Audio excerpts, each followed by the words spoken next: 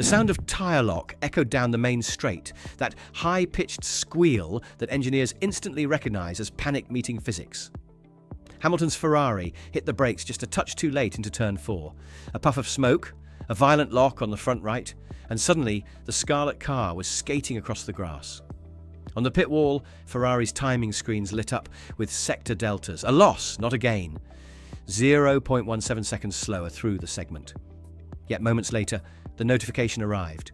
Incident involving car 44, noted for leaving the track and gaining an advantage. Inside the commentary booth, Nico Rosberg didn't raise his voice, but his tone carried weight. He'd been here before, watching a championship balance on steward discretion. Those who know Rosberg's analytical rhythm caught it instantly, the subtext of doubt. Just 2 laps earlier, Verstappen had done something eerily similar, cutting across the grass between turns 2 and 3, rejoining the track still ahead of Hamilton and facing no penalty. The stewards had called it a racing incident, citing first lap tolerance, even though telemetry confirmed it was on lap 6.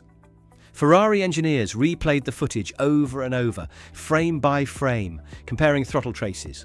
Verstappen's off had cost him 0.09 seconds, less than Hamilton's, but drew no action.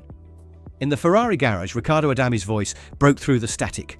"Copy, Lewis. 10-second penalty confirmed." A pause, then the unmistakable sigh from the cockpit. Disbelief. Muted, but unmistakable. Hamilton didn't argue. He didn't have to. The cameras caught him glancing at his steering wheel, jaw set, the expression of a man who'd seen this script before. The FIA justified its call with Article 33.3, failure to rejoin via the marked escape path. But those who read the fine print noticed the ambiguity. The clause didn't quantify advantage, it only described the method, and that, as Rosberg quietly implied, was the real issue. Because in Formula One, when the definition of advantage becomes subjective, consistency becomes impossible. And once consistency slips, trust doesn't follow far behind. Behind the broadcast graphics and post-race outrage, the real story was buried in the data. Ferrari's telemetry from lap 6 showed a set of numbers that didn't align with the FIA's conclusion. Hamilton's top speed through the DRS detection point before turn 4 was 293 km per hour, standard for that lap sequence. When he locked up and crossed the grass, the re-entry speed dropped to 191.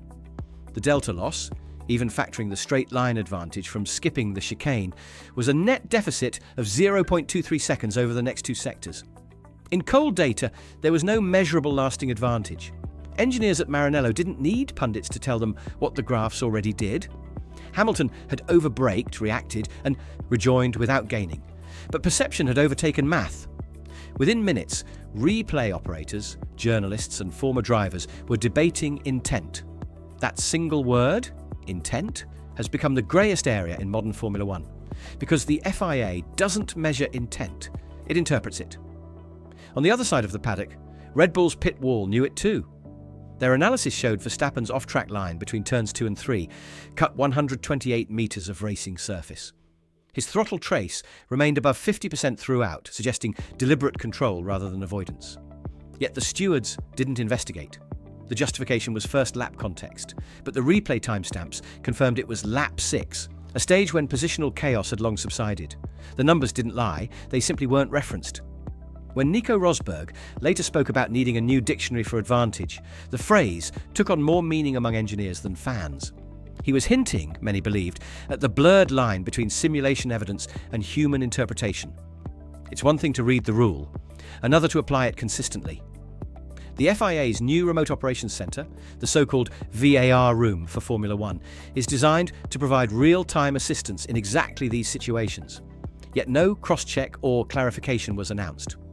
Ferrari's internal analysis noted the inconsistency in an internal report later shared with the team principal. Driver lost position, no net time benefit, no safety risk, sanction applied. The conclusion was short, the subtext loud, because when data and decisions no longer align, Formula One stops being a sport of numbers and becomes a game of narratives. And right now, that narrative was turning sharply against the FIA. At first glance, the penalty looked procedural, a black and white enforcement of track limits. But deeper down, it reflected something far more philosophical. Ferrari and Red Bull didn't just build different cars in 2025, they built opposing ideologies. Ferrari's SF25 was sculpted for grip and predictability, optimized for high-load stability through corners like Turn 4 and the stadium sector. Red Bull's RB21, by contrast, was a masterpiece of low-drag efficiency, thriving in Mexico's thin air, where aerodynamic load is scarce. These design choices didn't just affect performance, they shaped perception. When Hamilton's Ferrari understeered off the circuit, it wasn't a reckless maneuver, it was the product of a setup designed to protect the rears, sacrificing some front-end bite under heavy fuel. Verstappen's Red Bull, lighter on drag and sharper on turn-in, had margin to attack, but not to recover if the move failed. Two philosophies, two outcomes, and yet only one driver faced a penalty.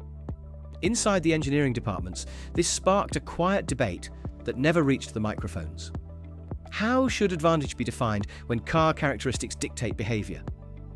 If a car loses traction mid-corner due to setup balance rather than driver intent, should the same sanction apply as for a car deliberately cutting the track? Ferrari's aerodynamics chief, Diego Tondi, was overheard in the hospitality suite making a pointed remark. If we penalise behaviour without context, we're not judging racing, we're judging physics. It's a sentiment that Rosberg, a champion shaped by the hybrid era's precision, likely shared. His post-race analysis hinted at a broader disconnect, one between the FIA's interpretation of control and the team's pursuit of predictability. When you design a car to stay alive on the limit, he noted, you also design the kind of mistakes it makes. It wasn't confirmation, but those close to the paddock knew what he meant. The SF25's understeer and the RB21's rotation told their own stories long before any stewards panel did. Ultimately, this wasn't just about Turn 4, it was about how Formula One defines fault in a sport where machines, not men, dictate so much of behaviour. The FIA judged the action, Ferrari judged the engineering. And somewhere between those two truths, fairness was lost in translation. Because when philosophy becomes penalty, design itself stands trial. If the telemetry explained what happened, the radios revealed why it mattered. When the penalty call came through, Hamilton's cockpit was a study in composure strained by disbelief. 10 seconds? He asked, the tone sharp but steady. Why weren't others punished for the same thing? It wasn't defiance, it was exhaustion. Riccardo Adami's reply came after a pause that said more than words. Copy, Lewis. We'll review after the race. For a driver who had built his career on control, emotional as much as mechanical, that silence hit harder than the penalty itself. On Ferrari's wall, Adami, Laurent Mekies and Vasseur exchanged looks that carried the weight of old memories. Monza 2019, Jeddah 2021, Abu Dhabi 2021. All moments where interpretation had changed championships. This was déjà vu in red. Hamilton's weekend had been exemplary until that point, near perfect tyre management, an average race pace within 0.2 of Verstappen's, and a qualifying lap that bordered on audacious. The penalty didn't just remove a podium, it shattered rhythm. When he rejoined traffic after serving the sanction, his lap deltas grew erratic. 1 minute 21.3 seconds, then 1 minute 22.1, then 1 minute 21.5. To those watching the timing screens, it looked like mechanical instability. To those inside Ferrari, it was human. Post-race, in the mixed zone, his composure returned, but his eyes betrayed the same fatigue that Rosberg once showed after Monaco 2016, the weight of competing not just against rivals, but against perception. "I am disappointed, not with the team," he told the microphones, "but with the system. There's no consistency anymore." The words weren't shouted, but they didn't need to be. They struck at the heart of a sport that depends on belief in its own fairness. Within minutes, social media turned the quote into a movement. Hashtags comparing the FIA's treatment of Verstappen and Hamilton flooded timelines. Even neutral engineers McLaren, Alpine, Aston Martin quietly admitted over paddock coffee that they didn't understand the call. It wasn't tribalism, it was shared confusion. For Hamilton, the emotional toll lingered longer than the lost points. In the Ferrari motorhome, he skipped the usual debrief, spending 20 silent minutes staring at data traces that offered no comfort. The man who once told his team, "We win and lose together," now seemed to be asking a quieter question. Do we all play by the same rules? Because when faith wavers, even the cleanest lap feels compromised.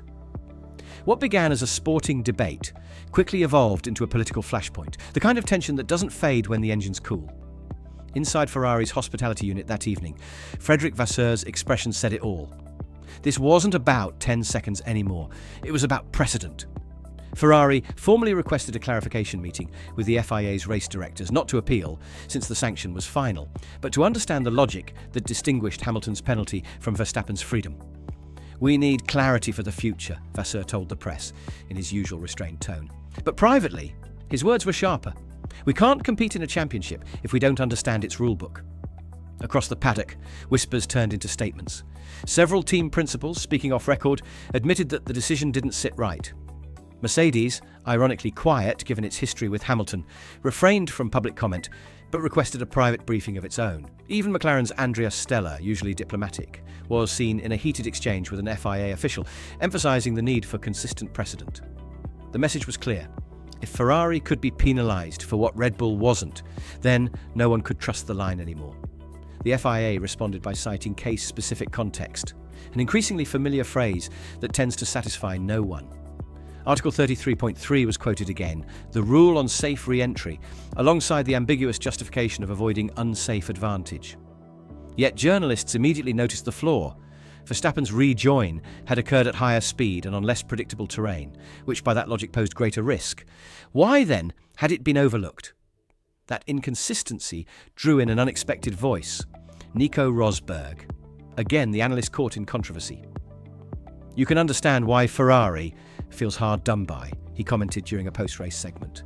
"When interpretation becomes variable, it stops being regulation. It wasn't an accusation, it was a line that resonated." And in a paddock still sensitive to the ghosts of Abu Dhabi 2021, the G implication was enough. By Monday morning, Italian media framed the situation as un nuovo caso di doppio standard, a new case of double standard. Red Bull dismissed the chatter, calling the debate narrative noise, but Ferrari's internal mood had changed. This wasn't just a penalty anymore, it was a referendum on credibility.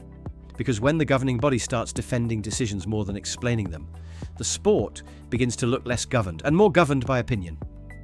On the timing screens, the 10-second penalty looked simple, but in strategy terms, it detonated Ferrari's race from within. When the notice came through on lap 32, Hamilton had built a 7.4-second cushion to Verstappen, just enough to control the undercut window. The instant the penalty was confirmed, Riccardo Adami and Ferrari's strategy unit had to recalculate everything: tyre life, delta, fuel offsets, and safety car probability. A race they had engineered with surgical precision became a triage. "Box now or extend?"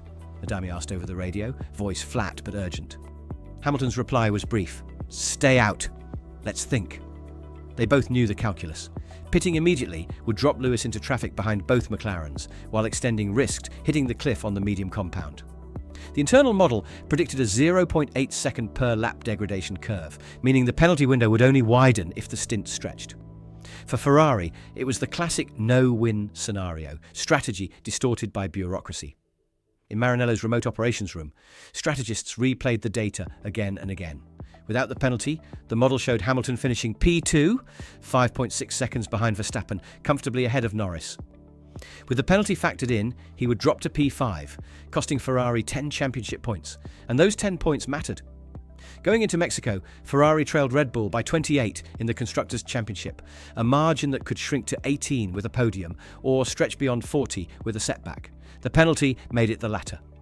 After the race, an unnamed Ferrari strategist told Corriere dello Sport, "It changes everything. We plan for performance, not politics."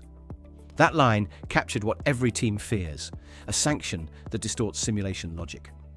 Modern Formula One strategy runs on predictive modelling, algorithms that can calculate dozens of potential race paths in real time.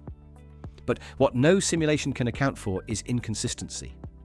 When a regulation is applied unevenly, the entire system becomes reactive, not predictive. Hamilton understood that better than anyone. His tone on the cool-down lap wasn't angry, just weary. "We did everything right," he said. And in a sense, he was correct. Ferrari had executed perfectly until the rulebook intervened. By the time the garage shutters closed, Ferrari's strategists weren't analysing lap times, they were analysing trust. Because once fairness enters the variable list, every equation in Formula One breaks. When the checkered flag fell in Mexico, the numbers on the board told a simple story: Verstappen first, Norris second, and Hamilton demoted to fifth after the penalty. But behind those digits was the deeper arithmetic that every team principal and strategist carries in the back of their mind. Ferrari's constructors' deficit to Red Bull had widened from 28 points to 41. Hamilton, who entered the weekend third in the drivers' standings, slipped to fourth, 2 points behind Lando Norris and 19 behind Verstappen. On paper, it looked recoverable. In reality, it was seismic, because in modern Formula One, momentum is currency. Before Mexico, Ferrari had been trending upward, 4 consecutive podiums, flawless pit stops, and a sense that Hamilton's leadership had finally aligned the team's fragmented culture. That was before the penalty. What followed wasn't just a points loss. It was a psychological puncture. You could feel it in the debrief tone, in the muted celebration of Behrman's quiet P7, in the way Vassar's post-race comments avoided both blame and optimism. Ferrari didn't sound wounded, they sounded weary. Meanwhile, Verstappen's camp treated the outcome like vindication. "Rules are rules," he said on Sky's post-race interview, a remark that landed with deliberate simplicity. It was the kind of statement only a comfortable leader can afford to make. Yet even within Red Bull, engineers acknowledged privately that the decision had saved their Sunday. One strategist admitted that without Hamilton's sanction, Verstappen's 2-stop plan might not have worked. 10 seconds, one call, one shift in championship dynamics. When Nico Rosberg appeared on the post-race analysis show, he framed it with the kind of precision only a world champion can. "You can lose trust faster than you can lose time," he said, voice calm, eyes fixed. And once that happens, drivers stop racing the rules, they start racing the stewards. Whether he meant it as criticism or commentary, the quote spread through the paddock like wildfire, because it captured what everyone was thinking, but few dared to say. Formula One's credibility isn't written in regulations, it's written in consistency. By the time the teams packed up for Brazil, Ferrari knew the math, but they also knew the mood. They weren't just chasing Red Bull anymore, they were chasing fairness itself. And that's the one opponent you can't model in CFD. In the cool night air above the Autódromo Hermanos Rodriguez, the paddock began to empty, but Ferrari's lights stayed on. Inside, behind closed doors, the conversation had shifted from frustration to reflection. What happened in Mexico wasn't just a racing incident, it was a case study in perception management. Every engineer, strategist and driver knows that Formula One doesn't exist in isolation, it's a theatre of narratives. And Ferrari, once again, found itself cast as the protagonist in someone else's play. The irony was that, technically, Ferrari had done almost everything right. Their race pace had been within 0.2 seconds of Red Bull on average, tyre wear was stable across all stints, and pit execution was flawless. The only variable they couldn't control was interpretation. "We lost 10 seconds to bureaucracy, not to physics," one insider remarked after the debrief. It wasn't bitterness, it was exhaustion from years of déjà vu. Nico Rosberg's commentary lingered long after the broadcast ended. He hadn't accused anyone outright, but his tone carried an implicit challenge. Where does sporting justice end and political calibration begin? That question reverberated beyond Ferrari's garage. It was echoed quietly in Mercedes, where Toto Wolff's cryptic comment, "These things have memories," hinted at an industry-wide awareness that today's inconsistency could become tomorrow's headline. Even within the FIA, sources hinted that the decision deserved internal review. Not because of bias, but because of optics. Formula One's new era, with cost caps, remote stewarding, and digital oversight, depends as much on credibility as it does on competition. A perception of imbalance, even if unintentional, erodes the entire structure. The FIA knows this. It's why the post-Abu Dhabi 2021 reforms were implemented in the first place. But as Mexico proved, procedural transparency still has cracks. For Ferrari, this moment may become their true turning point. They can't rewrite the regulations, but they can weaponize transparency, demand explanations, publish data, and make inconsistency visible. If they do, the debate that started with a 10-second penalty could become a catalyst for something bigger, a recalibration of fairness itself. Because in Formula One, speed isn't the ultimate differentiator, certainty is. And the moment that certainty is lost, every driver, every team, and every fan begins to question what they're really watching. The Mexico Grand Prix didn't just change a result, it changed belief. For those who followed Formula One long enough, the outrage in Mexico felt familiar, almost rehearsed, because this wasn't the first time a single stewarding call had redrawn the boundaries of fairness. The echoes of past controversies resonated through the paddock like an unwelcome reminder. Canada 2019, when Sebastian Vettel lost victory for rejoining ahead of Hamilton. Silverstone 2021, when Hamilton's contact with Verstappen split the sport in two. Abu Dhabi later that same year when a procedural shortcut rewrote championship history. Each time, the FIA promised reform, consistency, transparency, and each time, interpretation found a new loophole to slip through. The Mexico 2025 penalty joined that lineage, not for its severity, but for its symbolism. It proved that even in an era of data-driven governance, Formula One remains a sport run by human judgment. The TE, cameras, sensors, and telemetry may capture every frame, but the verdicts are still delivered by people, fallible, pressured, and often politically cautious. It's the paradox at the heart of racing's evolution. Technology quantifies truth, yet the rulebook allows room for narrative. In that sense, Hamilton's penalty wasn't a technical failure, it was a systemic echo. The same mechanics that undermined Vettel 6 years earlier had resurfaced under a new name and colour. Back then, Hamilton was the beneficiary. Now, he was the victim. The irony wasn't lost on anyone, least of all Nico Rosberg, who observed on air Formula One never forgets. It just changes who it happens to. Whether he meant it literally or figuratively, it captured the cycle perfectly. Every generation of Formula One finds its flashpoint, a moment that forces the sport to look in the mirror. For some, it's a safety revolution. For others, it's a rules reckoning. The Mexican Grand Prix may yet become the latter, because fairness, once questioned, doesn't repair itself. It must be rebuilt. And in this case, that reconstruction won't come from a single apology or directive. It will come from teams demanding accountability in real time. Ferrari's outrage, Hamilton's restraint, Rosberg's insinuation. Together they form a snapshot of Formula One's eternal contradiction, the world's most precise sport, run by the world's most imprecise system. And history, once again, has taken note. When the dust settled in Mexico and the numbers were tallied, the race result became secondary to something far more significant. Formula One's ongoing struggle with its own reflection. The 10-second penalty wasn't just a sanction, it was a stress test of trust. Ferrari lost 10 seconds, 10 points, and a podium. But the FIA lost something harder to quantify, belief in procedural fairness. The telemetry left no ambiguity. Hamilton's rejoin cost him time. Verstappen's didn't cost him enough, and yet only one was penalised. That contradiction might not have changed who won the race, but it shifted how the sport was seen. In the cold logic of data, Ferrari's numbers were clean. In the human logic of governance, they were guilty. That gap between evidence and enforcement is where Formula One's integrity now lives or dies. Nico Rosberg's remarks, cautious but deliberate, captured that fracture perfectly. He didn't accuse bias. He hinted at erosion. When interpretation becomes variable, he said, trust becomes optional. In a championship defined by tenths of a second, optional trust is fatal. Every team can build faster cars, sharper strategies, better simulations. None can build faith from inconsistency. And yet, amid the noise, there's opportunity. Ferrari's response, measured, procedural, refusing to dramatize, set a precedent of its own. By demanding clarity rather than chaos, they've positioned themselves not as victims of politics, but as advocates for reform. If the FIA listens, the Mexican Grand Prix could be remembered not for its controversy, but for the moment Formula One's accountability era truly began. Because in a sport built on precision, fairness is the final performance variable. Lose it, and no lap time can win it back. So the question isn't whether Lewis Hamilton's penalty in Mexico was fair. Fairness, after all, is no longer just about time gained or lost. The real question is systemic. Can Formula One ever achieve consistency when its justice depends on human discretion? When the same rule can mean two outcomes in the space of one lap? Was Hamilton's sanction the product of oversight, of optics, or of institutional fatigue, a governing body so determined to avoid controversy that it inadvertently created one?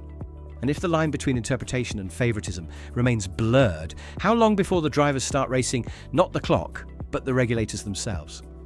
Because if Formula One can no longer guarantee equal judgment, then even the fairest fight on track will always finish under protest.